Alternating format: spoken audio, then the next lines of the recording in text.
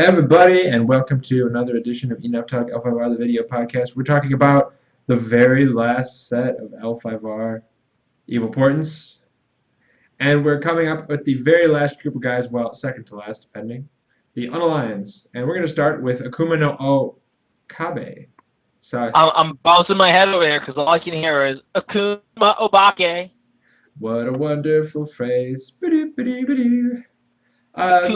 think, Paul? Okay, so I need to start by addressing sort of the elephant in the room, which is my unwavering bias towards like non-human monster things. There's no way I can ever just like distance myself.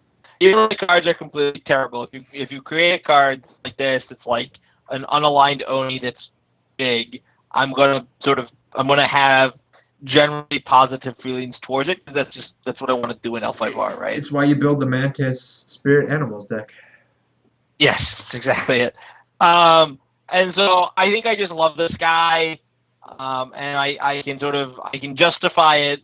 I can dazzle you with my words. But at the end of the day, it's like you've given me a playable Oni. I mean, he's playable enough. 4/4 for 7 is great stats, and he destroys an attachment. That's great. He can't attach cards, whatever. I don't care. I love this guy because I do. I can't articulate it very clearly other than I love him because, I don't know, I'll hit him with the Zazon meditation and make him 5/6 and duel that way. You can't stop me, man. I'll find a way around it. So, yeah, this isn't a bad card. I think it's a little bit expensive. Or his force is a little bit low. I think that's disappointing to me, especially... It is. Especially in comparison to like Fushiki no Oni and Patriku no Oni and even Ogabushi. He doesn't really stack up as a big Oni, but whatever. He's not a big Oni, but just as like an Oni monster, and as a guy at 7 gold, like 4 force feels a little bit low. Now the ability though, down with his 3 tongues. I really feel like he should be just a little bit more imposing. The ability though is really, really good. That's straight gas. That's a straight gas ability. Really good. It's the kind of ability that you read and you're like, well, it's just attachments, man. Like, it could have been personalities, like back in the day would have been personalities. Like, it blows up 3 force consistently. You know, like play all kinds of 2 and 3 force followers for 7 and 8 gold, and sometimes they go up to 4 and whatever. Like, nobody's playing followers with more than 4 force. I mean, Horseman, not really seeing those out there in the world. And even if you are, him with 4 penalty and then kill him, I guess. It's basically blow up an attachment, and plenty of attachments have sizable gold cost. This is a straight gas ability. There's a dragon monk that has this sort of ability, like bow and blow up a weapon with force lower than her chi or something. And that ability like gets me every time it comes onto the table. And like she's like a borderline unplayable body. Like, this guy's a big strong body and he doesn't bow to do it. Like, this is a really, really good card. Absolutely. And so I'm a fan. Will cherished again. Okay, so it's an Ashigaru. Support for the Ashigaru deck. So this is actually pretty support because it's like a Boitagi that causes you to lose honor. Okay. Yeah, she's really. I mean, there's a lot going on in this card. Right, 3 force for 3 gold, and it's a Shigenja. This card is great. Like, this is one of those sort of cards that, like, if you end up seeing Kesho Index, which you will, it's not going to be just like a fill of Shigenja. It's going to be doing something sort of ridiculous and broken, right? You're going to see her in a deck that's like buy on turn 1, a bunch of like stupidly cheap spells, and take a problem turn kind of stuff. Like, I feel like she lends up to that kind of degeneracy. Yeah, the trait is pretty brutal, and I'm trying to think of like cheap stuff you can throw on a guy on turn 1, and like suddenly I've got to care about, okay, what's the focus value? But I mean, just the gold cost here, like that's what I'm really focused. That's where I'm really stuck on, and it's really good. Yep. I don't even know. I mean, there's a lot of spells that don't have high focus value. So I mean, you can attach spells with focus value up to 2. A lot of spells, man.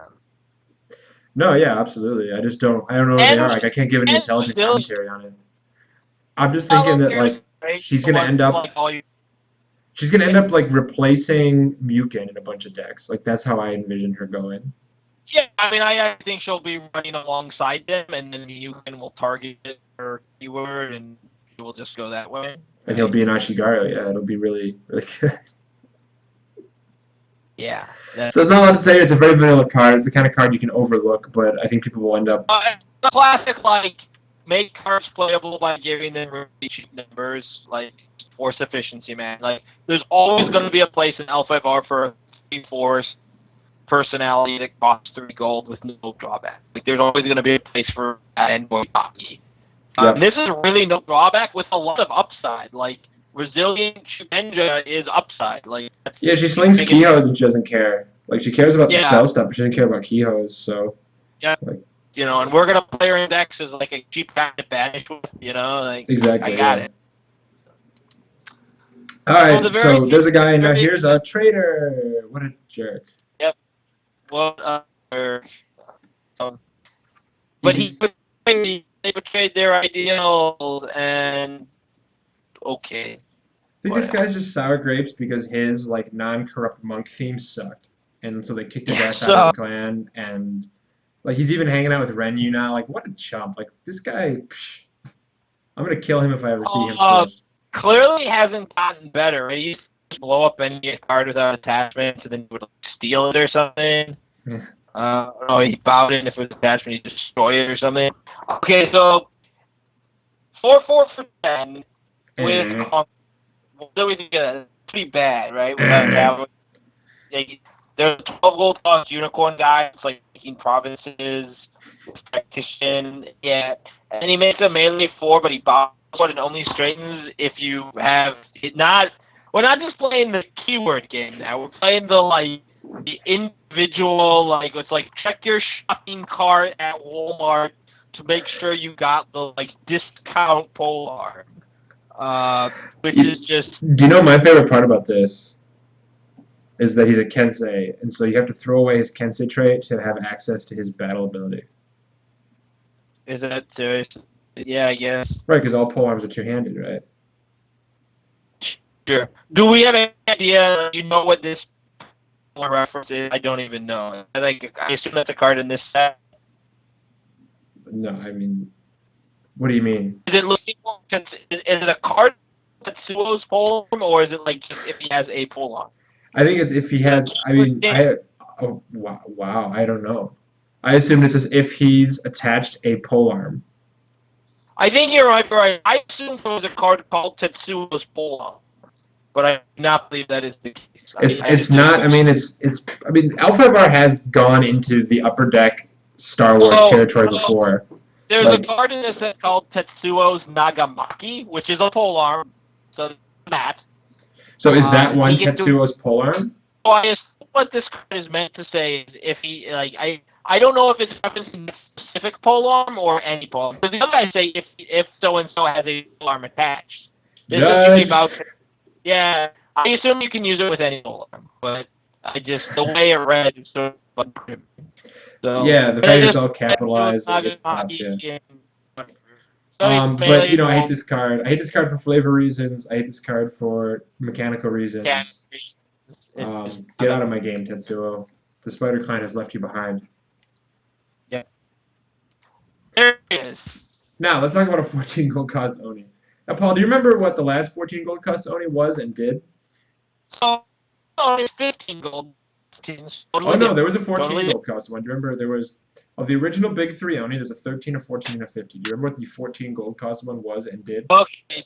So 13, 14, it's about Sakina Oni. No, so No. yeah, Haisaki no Oni was the 13. That was the one that threw people. What was the 14? Yojiro no Oni? That is Yojiro no Oni. Do you remember what Yojiro no Oni did? Copied people, multiple copy ability. He enabled infinite combos is what he really did. He was an infinite combo card. You could, yeah, when he came out, you could RFG like 4 dead guys or just 4 guys in any discard pile, and he got all their abilities. And he could like cut off his arms to like grow new ones. You could like throw one away to get a new one. So let's see. So that was 14 gold. Also, he was like 13 force, and he let you win the game on the spot when you bought him. Let's see what happens to the 14 gold Oni in the new iteration, the Crimson Mountain Oni. I think it's a shame that this guy won't issue challenges. Like, look at this man. So, Like, does this strike you as an entity that does not challenge people? right, so that line really takes it out of me because obviously I've played a lot of big Oni decks in my day, and I love giving them little offers and issuing duels with them. So that's like a oh, I please don't play this card. Though it's not going to stop me. I think you're comparing him to other Oni, which obviously doesn't stack up to, Kizaru no Oni and those kinds of players. But I think what you need to do is actually compare him to the Elemental Dragons, to whom he compares very favorably. Yeah, absolutely. Yeah, I mean, if this was the Fire Dragon, the Fire Dragon was exactly this. Like, cannot issue challenges, 7 force, 14 gold, interrupt, negate the Fire Dragon's movement, battle range, melee 6, melee 6. I mean, I love that this guy just, like, chews through followers. Like, this is a really good card. That's a well done card. And it's going to be a lot of fun to play him on certain shapeshifters and just copy that ability and just be like, look, attack me, get some melee sixes. I'm going to shoot some stuff. So the 7 force is a huge problem. You either have to let him attach cards or let him not force. One of the great problems with cards against with this Oni is that if I spend 14 gold on one guy, you really need that one guy to be able to take a profit. Yeah, we don't have charge, we don't have frenzy. That is a huge problem for this personality and all personalities of this ilk. And there's no getting around it. If you want these cards to function as big, powerful, impactful monster that you want them to be, you've got to let them make provinces by themselves. You just have to. He's got to be 9 force. And so the fact that he's not 9 force and can't attach cheap cards to get him there means that there's no level on which he gets to be a tier 1 personality or in a tier 1 deck. There's no complexion of that deck worth going. I do that having played with these kinds of cards a lot. The 2 of these guys is really awesome, but you really need one guy to be able to do it on his own. So the fact that he's not that level big means that, that battle to let me have 3 melee 6s, it probably wouldn't quite be enough. But this guy's really close to being what I want him to be. He's just not. He's just not. Yeah. I mean, you can't even reprisal most of the time to take a province. It's really ugly. But I still love the idea that I might get to make a bunch of melee 6s with him. I mean, he just says he's battle kill a guy. Yep. And obviously he can't. So the thing with this guy is that he can't be your first personality. But is he good? Is he good as your 4th personality? Right. So he's great if you have a bunch of extra gold towards the end of the game and you flip him. But the fact that he can't be your first personality sort of invalidates him as a guy, right? Because you're playing a 14 gold cost guy, and if you buy him on turn 3, that's somehow sucky. That's not where you want to be. Especially since if you're playing this guy, you're probably going second anyway. Yeah. Almost certainly. You can't really play him without the sensor, right? 7's too much of a hit. Well, you can play him without the sensei, but in a low faction armor with lots of sticks, it's going second anyway. Yeah. Like I could see him in like a corrupt mantis deck as like a onesie funsie. Yeah, I could see that. All right. I mean, I want to like this guy because I like his interaction with like the enlightened, like the inspired tactics or whatever. Like copy his melee 6, like get some more melee 6s. Absolutely, I like, love him with copy effects, but the downside of that is with copy effects. That means shutdown effects really kick him in the groin. Yeah. So you're right. He's just a little bit too little. The 2 trait, the 1 sentence after lose 7 is just so miserable. Right. And you could even say, like, we don't want him to do duels because he throws that off too much. Fine, I get that. But I really feel like you got to let him attach a couple of cards to get somewhere. So. I just don't get it. Like, if you pay 14 gold and lose 7 honor for a guy, like, why can't I issue a damn duel? It comes back to my, like, let cards be good speech that I give out every single video. We're in lockstep on that, but if you were to tell me that like he was somehow too debilitating because of his interaction with duels, because duels aren't meant to be easily issued with 60 dudes, okay.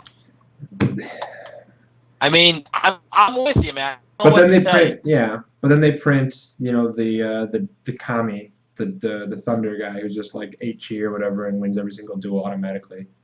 So like I Yeah. don't get it. Even those like two duelist brothers, it's like if you control the other one, automatically win. Yep. Or Long G with some attachments gets to 8G and he's pretty tough to beat. I mean, I get it. So I know like what this, you're saying, like I feel and like we're this is more. So like the reason why my gears are all ground about this is because it feels more like a throwback, like a clever wink wink to guys that were playing back in the day when Onis had that line on them, and less of yeah. a mechanical reasons. And it's really bothersome to me because, like I said, I think that there could have been a really great space in the environment and a really interesting type of deck that could come up built around this guy. And now those options are just gone because of those lines of trade. The lines of trade will prevent it from ever the deck from ever blossoming into a different choice. And I think L5R is the most interesting. We have not just military decks of different factions and honor decks of different factions, different kinds of military. Right? I'd love to have a format where you have some decks that are playing White Taji and the new 3 gold cost Ashigaru, and it's a bunch of cheap dudes and it's really fast. And on the other end of the spectrum, you have decks that are playing a 14 gold cost guy, it's a gigantic honey, and then other decks, dropping somewhere in between with some 4s and some 7s and whatever. I really want to see what the game is like when we have decks built around 12 and 15 gold cost personalities, but you can't get there if this is sort of how you get because he doesn't do enough. Agreed. It's a real missed opportunity. Okay, let's talk about a much smaller Oni with much better art. Though. This is a really cool art. Yeah, and it's an evil fish thing. You know what it reminds me of Gyarados? is the fish. I don't know what that is. If you know what Gyarados is, leave a comment. Okay, the fish from the TV show. The fish from what? There was a Middleman TV show, which I know you watched because you talked about it before. Middleman. And there was like an episode where they had like an evil piranha fish thing that like zombie fish or something, and it looked a lot like this fish. So Umi Kaiju, he's a 5/4 3. He's a 5 gold 3/4 naval guy with a Battlefield 5. Again, with his will not attach cards, so the naval trait is entirely restricted to this Battlefield 5. Right? So the Oni was that big Crimson Mountain, but he had like a weapon and had like a shoulder armor thing on it. I know. Everything about that card was like flavor fail, dude. The flavor text is about him specifically challenging Kasada to like personal combat as well. Like you can't just. This one I sort of get because it's a big swimming monstrous fish thing. Like I sort of get this one can't attack cards. Okay, but if we're gonna play, if you want to play that game, let's talk about that's a boat, right? On like the left side of the picture, and that's the fish. And I believe that's a. Okay, hold on. Let's look at the picture of the Shugenja. Let's go back to Kaisho. Okay, so here's this girl that's hanging out in the rain. Okay, and she's got a little star and like there's a double rainbow. Okay, she is. Let's all look together. She is 3/4. Now let's go back and look at this. This is bigger than a boat. Okay, and it's swimming in the ocean. And what's it for? It's big. In fact, it has the exact same stat line. This has the exact same stat line as an unaligned peasant Shugenja. So let's just throw that out there. If we're gonna play the like, oh, I can't attach items because it's floating in the water. Like, let's talk about how this giant fish monstrosity, has the same stat line as the peasant Shugenja that can make double rainbows. It's like maybe those are toy Kobu, the bathtub, and this is a small fish. Loophole man powers activate. So here's the problem. This guy's name is very similar to Umibozu. Like Umi Kaiju, so I'm thinking like, oh, Umibozu. I got Umibozu. No, I don't. Kaiju, by the way, I believe a reference to really big, scary monsters, right? That's what I do. Oh, yeah. It's like a Godzilla thing or whatever. Anyway, so I hate this card. Umi is water, and Kaiju are big, scary monsters. Like, I cracked it. I've learned Japanese. I've been playing L5R for over 20 years. I speak Japanese. Ask me anything. Yep. All right, so do you like anything about this card, Paul? I don't. Not really. So what's really frustrating about it is like it's got the naval trait, but it has his card, so all it has is naval Alpha Fear 5, and that's just not an interesting enough naval ability for me. So no, Bow for 5. What is happening? Where am I? This is not Earth this is 313. This is not. yeah, this is never in any decade build unless I just have to play non-human. I just no. This is a straight over for me. All right, let's talk about Iki. What is it? How do you say this? Ikikashi Sensei. Sure, this is the play Unaligned Sensei, or I guess play Oni. So Paul, I want to design a sensei. It's an unaligned sensei. It's going to enable like an unaligned deck. I wanted to make less gold, but how do I make sure that they're not just going to play it out of unicorn? Oh, Just cracked it. Straight, you get to go. So we should. There's a lot of text to sort of unpack here, right? So obviously the starting gold is a big hit. Mm-hmm. You don't lose honor. That's the big benefit. You cannot gain honor, issue challenges, or take political actions. The only one of those that matters to us is issue challenges, right? Yeah, political actions ain't what they used to be. To me, it's sort of stupid and lame, and also kind of redundant because they already put it on the big Oni that you can. Like, were they worried people were going to play the big Oni and issue challenges of a deck that wasn't running the Sensei? Is that where we got to? Or like, people are going to play this gigantic Oni and lose 7 honor, but they'll be able to play like a couple of these crappy duels? It just, yeah, okay. The last line I really hate, and I wish it just said you can't lose honor from other people's effects. It's like, well, dishonor wouldn't be able to beat the deck. Like, who cares, man? Like, you're taking a -8 hit, a 3 gold box, and playing a bunch of subpar personalities. Like, let me beat dishonor. Let me beat somebody. I think it's so. If they just couldn't lose honor, they would just automatically win against dishonor. Now, I still think they automatically crush dishonor, right? None of their guys are going to have PH. They don't lose any honor from their own cards. So they're going to have. Yeah, but you started what clan are you playing this at? You're starting at like -4, like somewhere between like -4 and -8. Like you're telling me you can't figure out a way to cause like 12 points of honor loss, like 16 points of honor loss? Let's answer that question. Which faction are we playing this out of? Like, I have no idea. My first thought was Lion because they're used to playing with 3 gold. Doesn't really make sense. Maybe it does. I don't know. Mantis maybe because you get the card draw and then you get the extra 2 gold to accelerate your poopy 3 gold box into buying like actual stuff. that seems like a straight answer, right? Or Spider to get province strength or the province flip if you're going for the. I mean, like, there's a couple good options. You're just box shopping. Like, Scorpion's always a good box shopping option because the box is so generally powerful. Like, Mantis for the gold acceleration since our guys are more expensive. Or Spider to, like, keep our Dynasty flow alive. Like, those are our main options. Sure. Okay, so there's a couple of things, though. First is that the second line, your Oni can attach Shadowlands followers, means that a lot of our complaints can be assuaged. Like, our Umi Kaiju and our Crimson Mountain Oni can be bought, and then we can put down a skeletal troops and take a province. That's not so bad, right? So the reason I am not assuaged is because I sort of hate most of the Shadowlands followers. The only one I really like is the Unquiet Moto. But fair enough, you're right. I can play desiccated skeletal troops. Okay, point made. So that's an important line to have. I like that line. Important line.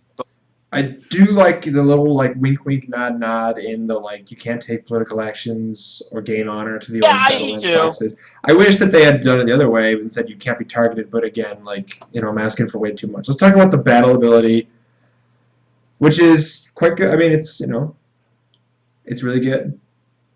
It's really good. Because as we talked about with the unicorn one that straightens followers, decks need to have a certain amount of straighten. And this is just always there. It's, Wing of Air is a really great card. And giving your guy Conqueror means that you give Big Oni Conqueror. It's really it's a sensei that successfully enables the theme they want to enable, unlike, say, the unplayable Ashigaru sensei. Yeah. This plus the Oni is enough to enable that deck. And so it works. It does what it will the deck be good? God, I don't know. But it's a deck that I'm glad that's around. It's the sort of deck I always Right. want to have around. It's going to depend a lot on if gold works. But yeah, Memphis with a bunch of corrupt holdings, right? You know, from your houses of disgrace, so maybe you can get some It's really good true. No, setups it's that true. Yeah, way. you get all of your slave pits and your houses of disgrace and your land of Yep. immoralities. Like this deck has really good gold, like really good gold. Plus Solana Dojo. Yeah. So I think Mantis is probably the easy hit when you're trying to go like Swana Dojo plus House of Disgrace on turn 1, which gives you 3 10 gold on turn 2, which is a perfectly fine amount of gold to have on turn 2, right? Yeah. So uh, So yeah, I mean, I'm excited about that. Overall, like the Oni stuff's okay. I think that like if we've been giving like numbers to it, and I'd give like this Oni deck like a 6. I think the Sensei is like a flavor slam dunk, and um the other guys they printed are I like, want to go a little bit higher than that. I think I'm gonna go with an 8 just because I love the Oni. But just because I think it'll be a fun. I mean, my hope is that it'll play out differently than these other military decks. I'm just, hmm. I'm just really excited to see that. I'm always excited to see that. Yeah, I mean, I'm excited to go back and look at like every honor loss action and like little thing that's out there and like, reevaluate them. Yeah, based on okay, don't lose honor, see what happens. Yeah. All right, that's Oni and you know fish monster Shigenja peasants. Yeah. We'll catch you guys next time. This has been enough talk.